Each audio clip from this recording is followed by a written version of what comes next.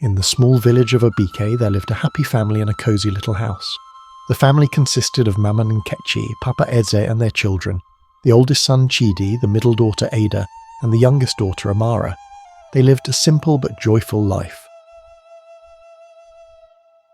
One evening, as the sun was setting and casting a golden glow over the village, Amara noticed something strange.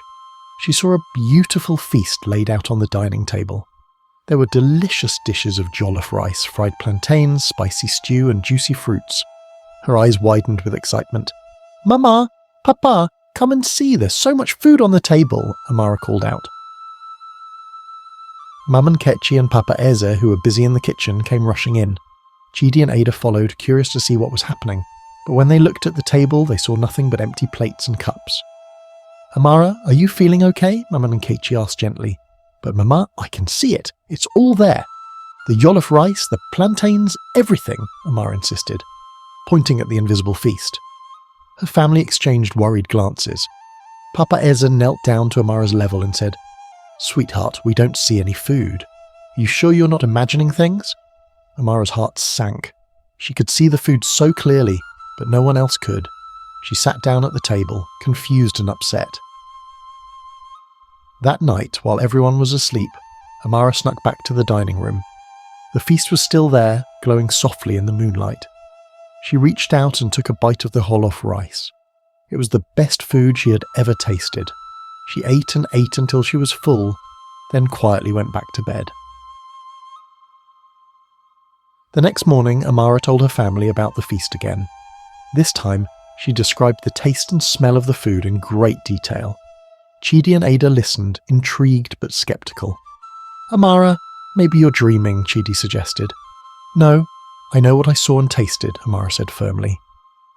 Days passed, and every night the invisible feast appeared on the table. Amara would sneak out and eat her fill. She began to notice that each dish tasted like her favourite foods, and she wondered who was leaving the feast for her. One day, as Amara was eating the invisible food, she heard a soft voice. "Enjoying the feast, little one?" the voice whispered. Amara looked around, but saw no one. "Who are you? Why are you leaving this food for me?" she asked, her heart pounding. The voice replied, "I am a friend who wants to see you happy, but you must keep this a secret or the magic will disappear." Amara nodded, feeling a mix of excitement and fear. She decided to follow the voice's advice and kept the secret to herself. But as the days went by, her family began to notice changes. Amara seemed healthier and happier, while the rest of the family felt tired and hungry. "Amara, you've been looking so well lately. Are you eating something special?" Mama Nkechi asked one morning. Amara hesitated, torn between her promise and her love for her family. She decided to share a little of her secret. "I found a way to feel better, Mama, but I can't tell you everything." Mama Nkechi sighed, worried about her youngest daughter.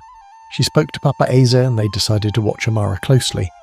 That night, as Amara sat down to eat the invisible feast, she heard the voice again. "Remember, little one, keep the secret, or the magic will end." Amara felt a pang of guilt but continued to eat. Suddenly, she heard a noise behind her. She turned and saw Chidi peeking around the corner. "Chidi, what are you doing here?" she whispered, alarmed. "I heard you talking to someone. Who are you talking to?" Chidi asked, stepping into the room. Before Amara could answer, the voice spoke again, louder this time. "You have broken the rule, little one. The magic will soon fade." Amara's heart raced. "Chidi, you have to go, now," she urged. Chidi frowned but listened to his sister and left the room. Amara sat there, trembling, as the feast slowly disappeared before her eyes. The next morning, Amara woke up feeling empty and sad. The feast was gone, and she knew it was because she broke the rule. Her family noticed her change in mood and grew even more worried. Days turned into weeks, and the invisible feast did not return. Amara missed the food and the mysterious voice. She felt guilty for breaking the promise and causing the magic to disappear. One evening, as the family sat around the dinner table with their simple meal, Amara decided to tell them everything. She took a deep breath and began to speak. "I have a confession to make. The invisible feast was real and I could see it and eat it. There was a voice that told me to keep it a secret, But I broke the rule and now the magic is gone, Amara said, tears streaming down her face. Her family listened in stunned silence. Papa Eza finally spoke. Amara, why didn't you tell us sooner? We could have helped you. I was afraid the magic would disappear, Amara replied, wiping her tears. Mama and Ketchi hugged Amara tightly. We love you, Amara. No matter what happens, we're a family. We will face this together. Chidi and Ada joined the hug, and the family felt a sense of unity they had not felt in a long time.